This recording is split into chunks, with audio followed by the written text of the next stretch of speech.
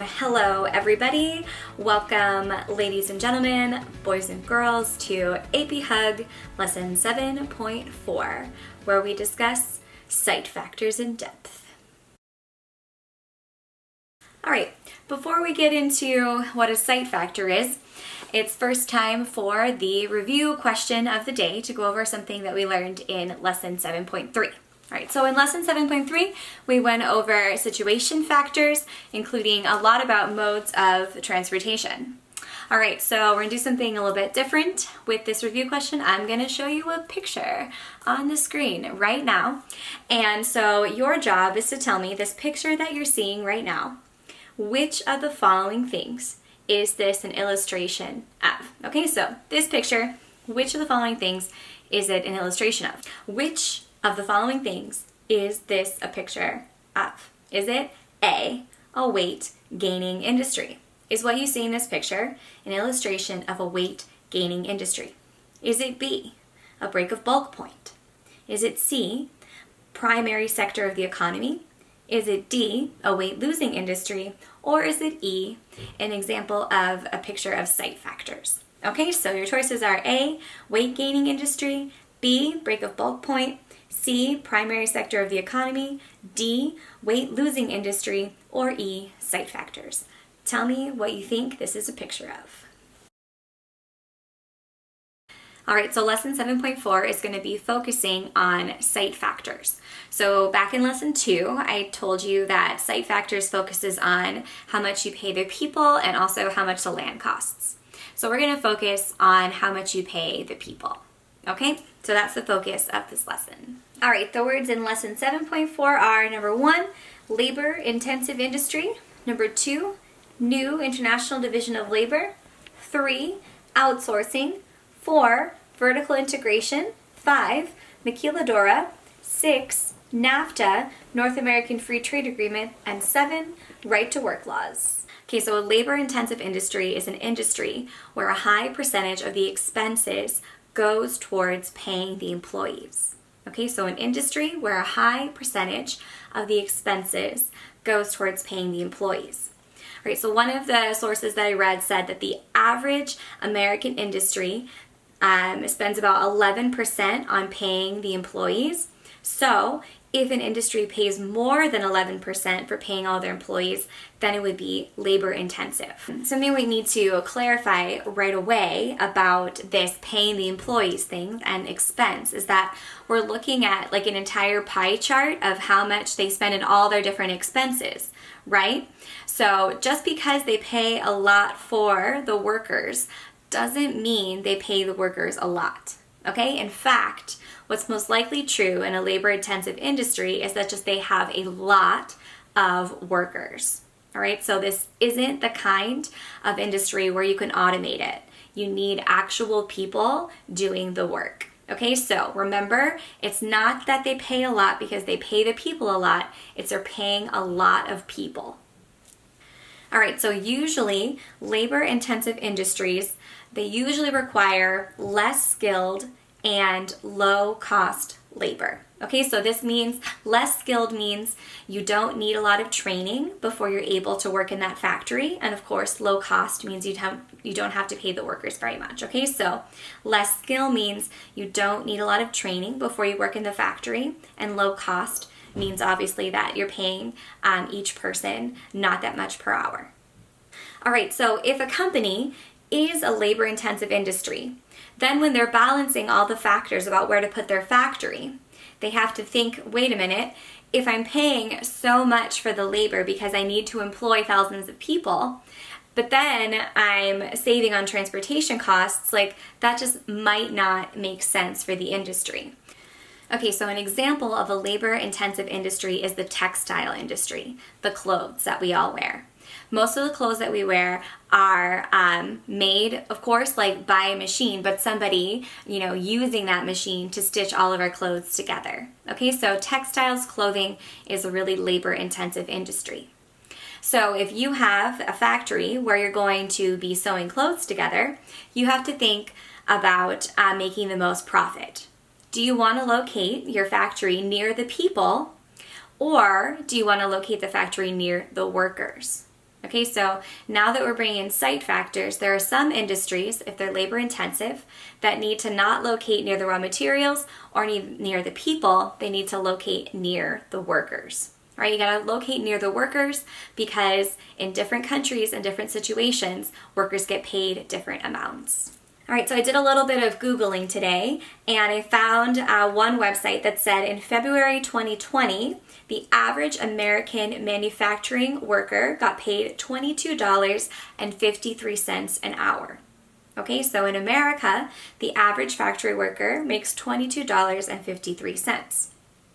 All right, so if you have a labor-intensive industry where more than 11% of your money goes towards paying your people, you don't want to have to pay all of those people $22.53. If you have labor that requires skill, then it might be worth paying American workers $22.53 because they've gone to school, they know what they're doing, they're very educated in the factory work, right? So it might not be possible to locate in a cheap country if you need skilled workers. The textiles is not a skilled industry, right? It's low skill. So you don't want to have to pay your factory workers $22.53 an hour because that is going to bring up the price of the clothing, especially right now. If you go shopping, you'll know that there is very expensive clothing out there. You can pay a lot for high name brands, right? But the majority of Americans would much rather purchase low quality clothing at a cheap price rather than paying higher. So the companies know that, and so they would also rather have their clothes made in a different country. The American factory worker makes $22.53. The Chinese factory worker makes $6.50. Quite a big difference. Mexico is another country where people have factories that require low amounts of skill. In Mexico, the people make $4.82 an hour on average in a manufacturing job. And in Vietnam, the people make $2.99. So if you're a factory that makes clothing and you own this company, you have to ask yourself, am I going to pay the worker $22.53 or am I going to have the Vietnamese worker make it for $2.99? From a very economic standpoint, you can see why it makes sense to locate the factory in Vietnam. From a humanitarian aspect, you can see why it brings up some red flags and some trouble about locating the factory in Vietnam or in Mexico or China, because you know that the labor union situation or the factory working conditions are not going to be the same as they are the high standards that American factories would have, right? So the trade-off is, the factory is maybe not as safe, the conditions aren't as good, the people don't get as good of benefits, but the clothing in the end is cheaper. So the companies would pick the other countries. Something good about this is that one of the themes of this chapter as well is development, right? How do we take these developing countries from what they are and make them into developed countries? For developing countries, they have really capitalized on this idea of bringing in the factories that require the low-cost, low-skilled labor. Maybe that country doesn't have the right raw materials to make the product, but their biggest resource could be their people. If they have a lot of people who need jobs and are willing to work, then you can use those as a resource and you can make your country more developed by employing a lot of people in manufacturing. Okay, so some developing countries like Vietnam really capitalize on this idea and having these clothing factories come to their country because they realize their number one resource is their people. You might ask yourself, but wait, yeah, you're paying the people a lot less, but don't you incur other costs if you have your product made halfway across the world? Like, isn't shipping really expensive? And what about tariffs that other countries charge to bring things into your country? So I'm going to put up an illustration from the book that shows you that even with those extra charges of the tariffs and the duties that other countries put on and the shipping, you can see that clothing made in Asia is still cheaper than clothing made in America because of the extreme difference in how much you pay the workers. So for the textile industry, labor-intensive industry, it makes sense for the companies to locate their factories in the developing world. All right, one more thing we need to talk about when we discuss manufacturing in the developing world is that there is still a high percentage of women in the manufacturing sector in these countries, especially in like the textile industry. So I'm going to put up some pictures that I found. The first one is a chart that says that overall the amount of women that are employed in manufacturing has gone down. So I think this chart starts in 1990 and shows until 2019. So you can see that the overall trend is that there are less women working in manufacturing. So you might ask yourself, well, why is that? And that's because the trend just overall in the whole world is there are less factory jobs, right? There are less factory jobs because there's been more automation. There's more machines doing work, and we need less people to work in factories. So women are having to work in other sectors like the tertiary sector, or perhaps in very poor countries they're not able to work and they're taking care of the children. So the overall trend is that women in manufacturing has gone down. If you change it not to just this straight line, but if you show the countries, you can see that yes, some countries have gone down. So I'll put up a picture of what it was like the whole world in 1990 and what it's like now in 2019. And you can see that, yes, some countries have changed colors. There's less women working in manufacturing in the developed countries, but you can see that some of the developing countries, they've increased in color because even more women are working in those. Okay, so just something to keep in mind is that in these developing countries, it's often women that are doing the work in the factories.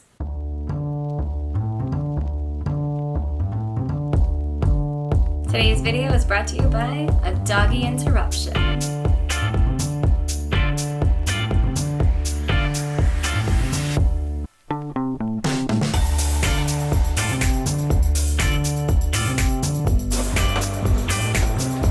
Okay, where's Watson? Watson. Ready, Watson? Want another one? Let's say sit. Sit. Oh, good doggy. Good doggy. Stay there. Okay. Who's a cute doggy? Watson, a cute doggy.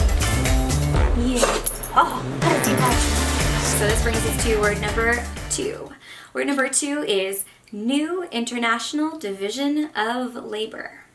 All right, so division of labor. What we mean here is where on the whole world are people doing specific kinds of jobs. Okay, so how are we dividing up the labor of the whole world? Okay, so how are we dividing up the labor of the whole world? Well, the name gives us a couple clues. One, international. Right? So we're using the entire world to divvy up the labor. Okay? And also the word new is in there, which tells us that in the past, something must have been different. Okay, so the turning point year that everyone is going to reference for what changed this economic system is 1970. Okay, so the book says that if you went to before 1970, you would have found that most of the industry in the world was located, and you're probably not going to be shocked by this, in Europe and North America. Okay, so in 1970, half of the world's industry was in Europe and 1/3 of it was in North America.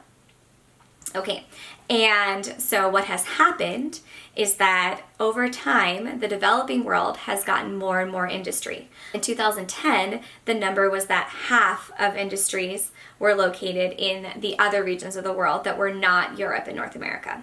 Okay, so the big thing here is to see that American companies no longer make the stuff in their own country, right? They're now using the whole world as a location for their factories. Previous to 1970, the companies would have located the whole part of their company inside their country where their company was located. After 1970, that changes and the whole world becomes a site for where you could possibly have your factory. So division of labor, where are we making the things for our factories? It's international. One company could have factory sites located all over the world. That would not have been the case before the 1970s, okay? And it's new because this new global outlook is different. It used to be much more protectionist. Each country was making their own things and then selling what they were good at, right? They weren't really able to utilize this idea of, okay, well, labor costs are really cheap in Asia, so I'm going to build factories there. There wasn't really a choice or something that people were really doing before 1970.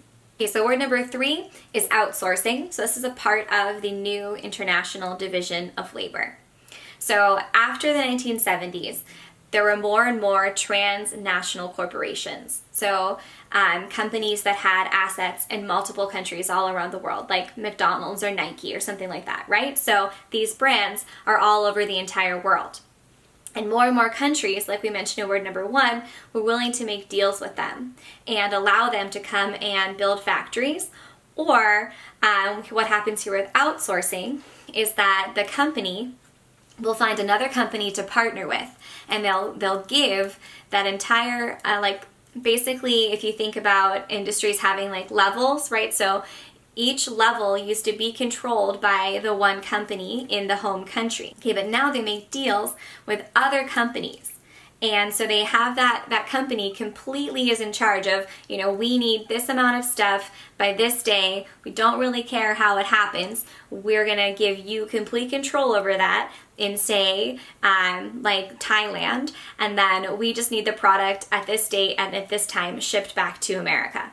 So then the American company is able to work with that company in Thailand and get the best price that they feel for their good, but they're not actually building it themselves. So outsourcing is when you turn over the responsibility to independent suppliers in different countries and you partner with them, but they're not inside your company. So your main company works with other companies and gives them control over their piece of the process. That's outsourcing. This has become very, very popular. A lot of American companies outsource their work to other countries because, like we said, other countries have cheaper labor. Okay, word number 4 is vertical integration. This is how things used to be. So before the 1970s, each company really sought to control at least a little bit of every level of their company. That way they could be meticulous about it and try to save costs, like the Carnegie Steel Company we talked about back in lesson 2. So Andrew Carnegie made sure that every level of the process of making steel, he owned a little piece of it. So he owned the railroad, he owned the mines where you got the coal, he owned the factory where you made the steel. He owned each piece of the process so that he could cut costs. But companies are no longer doing that because they are able to use the whole world as their playing field, not just the United States. And especially with labor-intensive industries, they like to locate in other countries. So vertical integration is out and outsourcing is in. So we'll have to see if this trend continues. There's some economists out there who point out some of the flaws of outsourcing. When there's natural disasters, what happens is the supply chain suddenly gets cut off. If the majority of a good is made in one place to take advantage of the labor costs, for example, that means that that one place is supplying the whole entire world. If that one place gets compromised, now the entire world doesn't have access to those goods, right? So in the past, with vertical integration, each company would have had a piece of the puzzle, and so there have been multiple companies making those things. But now if we focus all the resources in one place, then that can become a problem if there's a natural disaster. So some people criticize that. Another criticism of this outsourcing thing is from the humanitarian perspective. The companies are utilizing labor in factories that don't have safe conditions or have long working hours, or the people don't get benefits. So people also question whether or not that's good for the world. Okay, so word number 5 is maquiladora. First of all, maquiladora is a factory, okay? Second of all, it almost always refers to a factory that's in Mexico. However, the word has been expanded now and could be applied to, say, other countries in Latin America, but historically, maquiladora was a factory that was located in Mexico. Why Mexico? Well, back already in the 60s, our government made a deal with Mexico and said that they were able to produce certain goods for us and then we would get rid of the extra tariffs. We would get rid of the extra import and export taxes. Why people want to take advantage of that is that there was low-cost labor in Mexico, and then things could be easily shipped to the United States. Okay, so a maquiladora is a factory that's located in Mexico. The reason why is because American companies own these factories and they're able to take advantage of the low-cost labor in Mexico, right? Like we saw back in word number 1, the American worker is paid $22.53 and the Mexican worker is paid $4.82. It's big savings for the company. Maquiladora totally fits into all the things that we've been talking about. Number 1, these are outsourcing plants, right? So the companies are outsourcing the work to these other factories in Mexico and having them make the products. 2, this is an example of the new International Division of Labor. The American companies are not making the things in America, they're having them made in Mexico. So there's about 3,000 maquiladoras still in Mexico, and some of these are pretty crazy. They might even straddle the border between Mexico and the United States. So the factory might be built right on top of the line. So if you went in from one side, you'd enter in Mexico, but then when the trucks leave, they're actually already in the United States. So I don't know how that's going to go with the whole wall thing, but that traditionally was some of the ways that it just make transporting between the two countries even more effective. Most of the things that they make in these factories are low skill, like food processing, making electronics, and of course, making textiles. Especially women are employed in these textiles and electronics factories down in Mexico. Okay, so some criticisms of the maquiladora system are, of course, people want to know, isn't this taking advantage of the people, right? Do they not have the same standards of living? So a lot of people from southern Mexico would move up to northern Mexico to work in these factories because these factories do pay more than other work in Mexico. But then people say the criticism is, well, but the standard of living in northern Mexico is more, right? To live in northern Mexico costs more. So is the being paid more in the factory? Does it really even out? Or is the life really tough for these workers? Another major fear is, of course, environmental, right? Mexico has lower standards for air emissions and for water quality, and so people criticize the system for American companies getting around some of the rules that we have in the United States and utilizing the factories in Mexico more. So that's another criticism. Alrighty, we're getting towards the end. Okay, word number 6 is NAFTA. NAFTA stands for the North American Free Trade Agreement. Alright, so NAFTA is the deal that America made with Mexico and Canada, and it went into effect in 1994. So we won't get into like super complicated stuff about NAFTA, but essentially, what you need to know is that NAFTA significantly reduced the extra tariffs and taxes that were put on goods that were made in other countries from coming into America. Okay, so if you don't know a lot about tariffs, what happens is that countries like to make things from other countries more expensive, right? Especially back before the new Industrial Division of Labor. You wanted things coming in from other countries to be more expensive so that you could so that you could entice your country's people to buy things that were made in your country and thus contribute to your economy, right? Because this is before we had transnational corporations. Okay, so back in the day, you would want to make stuff from other countries more expensive. That way the customer would see, oh, a $20-something thing from France or a $10 thing from America. Much better to buy the $10 thing from America. Okay, so you added extra taxes to make those other things more expensive. That money also went to the government. Money to the government was also important because it's before income tax. So the American government needed a way to make money, so they used these tariff duties also to make money. You could buy things from other countries, they'd just be more expensive. Okay, so back to how this all applies to NAFTA. Okay, so in 1994, the government decided they were going to get rid of these extra tariff duties if things were made in Mexico. So basically, thus eliminating the extra price difference. So making something in Mexico suddenly became the same as making something in America. Well, actually became even better because of the price you pay for the workers in Mexico is so much less than the price you pay American workers. So the maquiladora thing had already been going since the 1960s, but now that the US government was really encouraging it, there was a really big takeoff and there were more maquiladoras than ever. So for a while, there were more of them, but then they started to decline. And so like I told you before, there's about 3,000 of them now. Okay, so NAFTA really encouraged the maquiladoras because it allowed you to make things in Mexico, bring them into the United States without those extra taxes. One of the big things that happened was that car manufacturing started to go to Mexico. Now, if you assembled the car in Mexico and brought it into the United States, you wouldn't have to put on that extra price tag of those extra import taxes. So a lot of American car companies decided to locate their factory assembly plants in Mexico. Our last word for the day is word number 7, and that is right to work laws. All right, so right to work laws are also changing where manufacturing is located. Okay, so the whole focus of this video has been that the location of factories has been changing in the last 50 years, right? So the International Division of Labor means that the whole world is open for the companies to decide where the best location for their factory is. The maquiladoras and NAFTA moved a lot of American manufacturing to Mexico because of less tariff duties.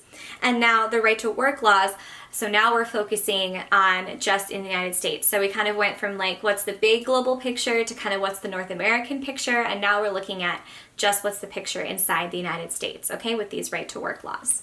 Okay, so what is a right to work law? Because doesn't everybody have the right to work? Well, actually, no, kids don't. Okay, so no, not everybody has the right to work, but that's not what it's about. Okay, what do we need to know? All right, first we need to know a couple things. One is that a shop is not just something where you buy clothes. Okay, a shop is a different word for a factory. Okay, so like auto body shop. Maybe you've heard that before, right? Where you go get your car fixed. Maybe you've heard somebody call that a shop before. Okay, so a shop is a factory. All right, well, in the United States, when factory working became like the number one way for business, so like in the Industrial Revolution. So in the Industrial Revolution, tons of people were employed in factories. Well, things were bad, right? People were working 16-hour days. They were getting paid like less than $1. They were having to live in like company housing where the employer basically charged everything, and then you like went home with very little. So unions developed, right? Unions were groups of workers who would band together and they would use collective bargaining to talk to the employer. So unions started to protect the workers. The unions weren't really recognized too much by the American government until like the Great Depression. So from the 1870s or 1880s all the way to the 1930s, unions tried to have power, but often they were stopped. After the 1930s, then the government started paying attention to the unions and really working with them. So American unions became really strong. American unions then fought for the worker. So they did a lot of good things, right? They got worker pensions, they got good hours for the workers, they got good minimum wages. But that all means more costs for the employer, right? So the union started getting more and more wins, and that meant more and more good things for the workers, but the employers started being like, whoa, like we're spending way too much on the worker, how are we really gonna make ends meet? Okay, so to bring manufacturing jobs into their states, some of the states passed what's called a right to work law. So a right to work law says that, I should back up. Okay, so first of all, we also need to know about open shops versus closed shops. So shop number is a factory. Okay, closed shop means that the employer has agreed with the union that everybody in that factory will all be a part of the union. So it's not possible to work in that factory unless you have already signed up for with the union. This means that the union negotiates with the company rather than the individual people. The union negotiates for the wages and the hours and things like that with the company. The individual worker does not. All right, so the states, to get different manufacturing companies into their states, they pass these right-to-work laws. So right-to-work laws outlaws that.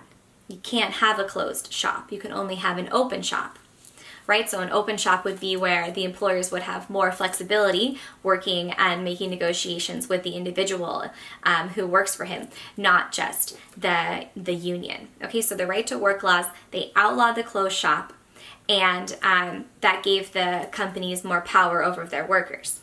So the states that have right-to-work laws where they outlaw the closed shop are majority in the South and then also kind of like in the far West. So that meant that once they passed these laws, the manufacturing companies started moving their locations to the South and to the West instead of historically where they were, like the Midwest or the Northeast. All right, so when we look at the numbers, the U.S.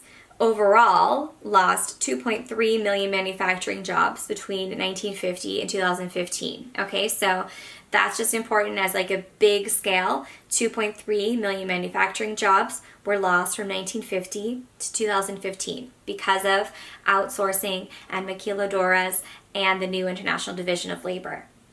Okay, but now specifically because of right-to-work laws, the Northeast lost 3.7 million manufacturing jobs. Okay, so the Northeast used to be like the hub of all the manufacturing in the United States, right? Because, well, there's a lot of people that live there, so weight gaining industries would locate there. There's also a lot of natural resources that were needed to make those metals like steel, and so a lot of the weight losing industries were also there.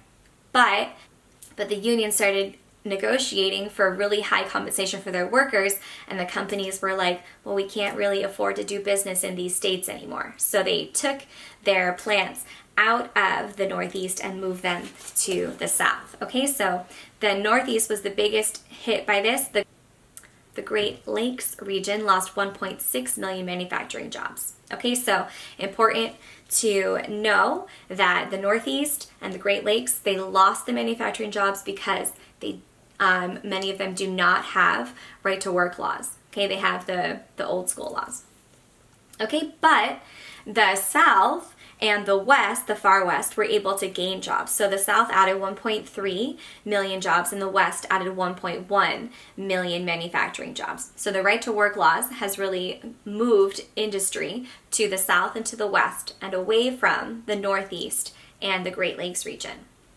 One of the reasons why the South didn't have that much manufacturing to begin with is that at the beginning of the Industrial Revolution, that was one of the poorest areas of the country. And so there wasn't the money or the capital to really build these factories to begin with, right? So even in the Great Depression times, this, like the Tennessee Valley was one of the poorest regions of the country, or like the Ozark Mountains in Arkansas. So those places, the people there didn't have money, couldn't get loans. No one was really, pouring money into those regions. So no one built factories there. Everyone was putting the money into the factories in the Northeast and the Great Lakes.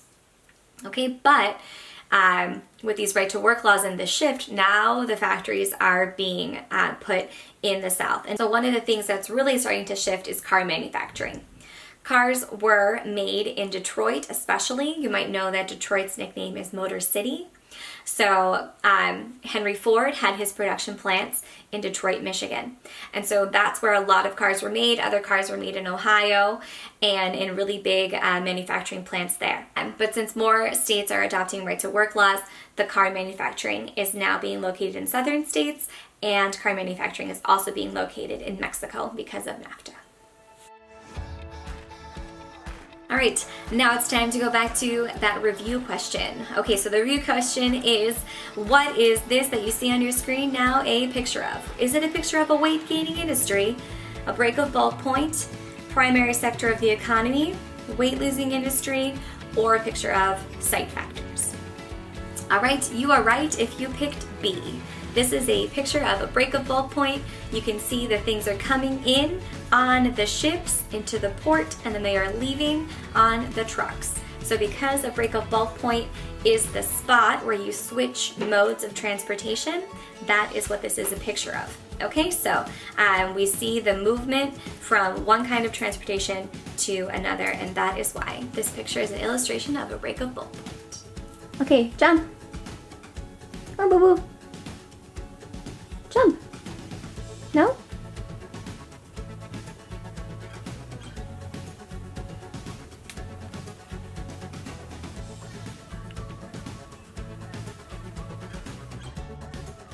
Right. Good. Whatever time of day it is, I don't know. Okay. Is it is an industry where the high